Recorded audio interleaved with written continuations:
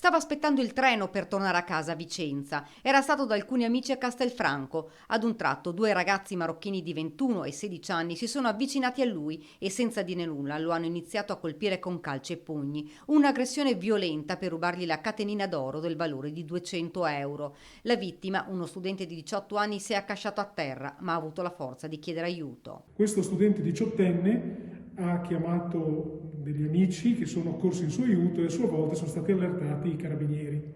Immediatamente la pattuglia della radiomobile di Castelfranco Veneto e l'ausilio della quale è accorsa anche una pattuglia dei carabinieri di Riese è riuscita, dopo vari tentativi e nell'ambito di un'interrotta attività di ricerca, a identificare, a localizzare i due rapinatori. I due giovani marocchini, alla vista dei militari dell'Arma, sono scappati a piedi fra le vie della città. Una fuga durata solo qualche minuto. I carabinieri li hanno raggiunti e fermati. Purtroppo la catenina che è stata sottratta alla vittima non è stata rinvenuta, ma i due soggetti condotti in caserma sono stati il primo, maggiorenne 21enne residente a Bassano del Grappa, è stato tratto in arresto, mentre il complice, un minore, un sedicenne residente nella zona dell'Asolano, è stato deferito in stato di libertà. La vittima è stata portata in ospedale per essere medicata. Ha subito alcune lesioni al volto. La prognosi è di qualche giorno. I due giovani rapinatori dovranno rispondere di rapina aggravata in concorso e lesioni personali.